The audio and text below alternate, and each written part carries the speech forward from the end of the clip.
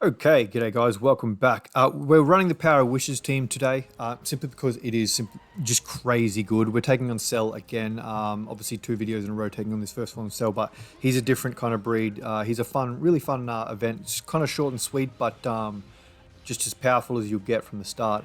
What I really wanted to showcase was this Bulma and Broly trio rotation. We're a little bit skewy from the start of the fight here, but we'll float the Broly trio off on the next turn to meet Bulma on turn 5.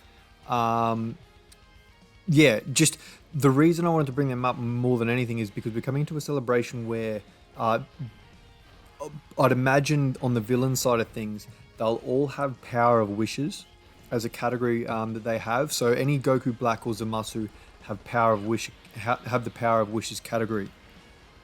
Now that's important. Wow, I thought she'd take far more than that, but she didn't even take half health. That's crazy. And that just kind of goes to show how good she really is. The Broly trio has big bad bosses, which means if we hypothetically say, and I'm just going to make up a unit here for the sake of it, if we get a Zamasu who, maybe makes the wishes an active skill to get the body of Goku kind of thing and leads a Power of Wishes and has the big bad bosses link and everything like that, the Broly trio provides that. So you can have, a leader that has big bad bosses and leads Power of Wishes while still having Bulma on the team, but not having that superclass unit kind of jeopardize how often the big bad bosses link is active, which is crazy important. And not to mention all the support that the floater would be getting onto that rotation anyway. So even if it was, say, let's say it's LR Rose, who easily could easy A this celebration. He would float onto that turn, and he's got big bad bosses. He's got 33% support of either attack or defense for the Broly trio, unless they're getting the physical orbs, which only buffs themselves, plus the 3 key and all the support from Bulma as well. It's nutty. It's absolutely crazy. And given that they could probably add Dragon Ball Seekers to one or two of the 30% portion, depending on the unit, that could also mean that they lead Bulma for the 200% entire leader skill. So that would be a pretty awesome kind of setup there. Now we're going to try and get as many hits in with the Easy A, Rose and Zamasu here as we can. Looks like there's only 2 on offer. The LR Fusion Zamasu won't take any hits because that's a heal portion there. So we might as well go that so that we can bring down as many orbs as possible for the Broly trio.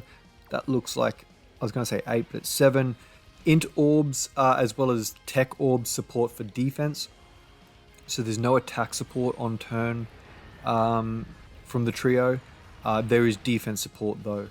The attack support comes from the STR and AGL orbs, and then the physical orbs, as mentioned earlier, just give extra key and extra attack and defense to themselves only. So they can get to respectable kind of numbers if they're collecting a lot of physical orbs or even a lot of STR or AGL orbs.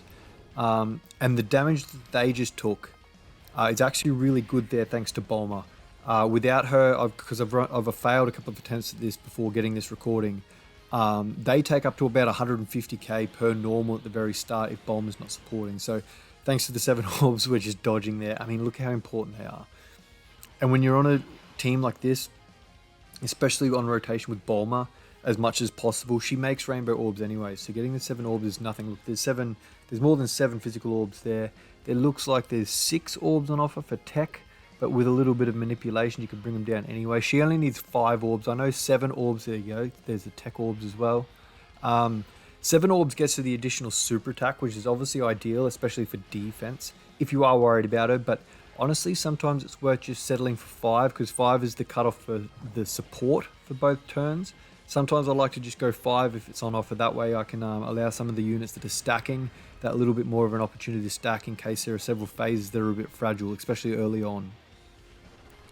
Yeah, we've got Vegito at the end there. Now, ideally on this turn, I don't think we've had any super attacks with my GT duo there. So hopefully they can get the 3 supers off, maybe 4. No, it looks like 2 probably, unless the hidden potential one goes off, but mine's only 55%, so that's rare to see. Yeah, hopefully Vegito gets supered at the end there. That way we can dodge it.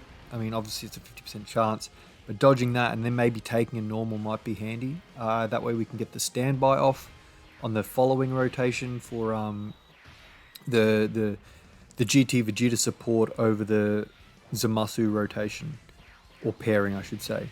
Vegeta's got 3 stacks, but I don't think we're going to see blue here. Ooh, there we go. Super. And the dodge. Perfect. Now take this normal. Nope. Okay.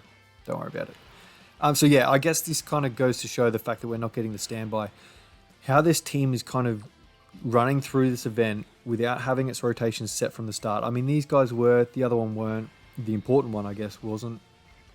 But goes to show how smooth this team is running through this event. We won't get fully built up with Rose and Zamasu here. That's 3 out of 4 hits, I believe. So that's 9.58. They still have room to move. We won't be getting the active skill with Merge Zamasu. We won't get his full key, and I don't think you'll ever see that, to be perfectly honest with you. 8.9 with probably like a 6 to follow. Really good damage, plus the damage reduction. He's decently defensive, and obviously type advantage in this event makes him far more suited. The GT duo, neither of them had the opportunity to get their standby skills off. The friend will get max damage reduction with the first super here. At 10 mil, Jesus. What are you getting? Oh, they're not getting prepared for battle, but they can get it from the Rose and Zamasu unit if they were in the second slot. And then there's the follow-up. We didn't even see Blue Vegito. Bulma didn't get her active skill. Broly Trio didn't really leave much on the table. Jesus, look at him go.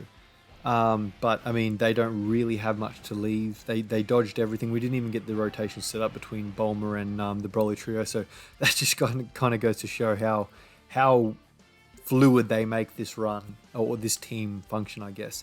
But let me know how you think the Worldwide Celebration is going to shape up. Will we see a Vegito unit? We'll find out in about 24 hours, I think, at least for part 1. Do you think it's going to be double Trunks? What do you think the villain units are going to be? Let me know in the comments below. Find me over on Twitter or Instagram or anything else. And let me know what your thoughts are. Thanks for watching, guys, and I'll see you in the next one. Bye now.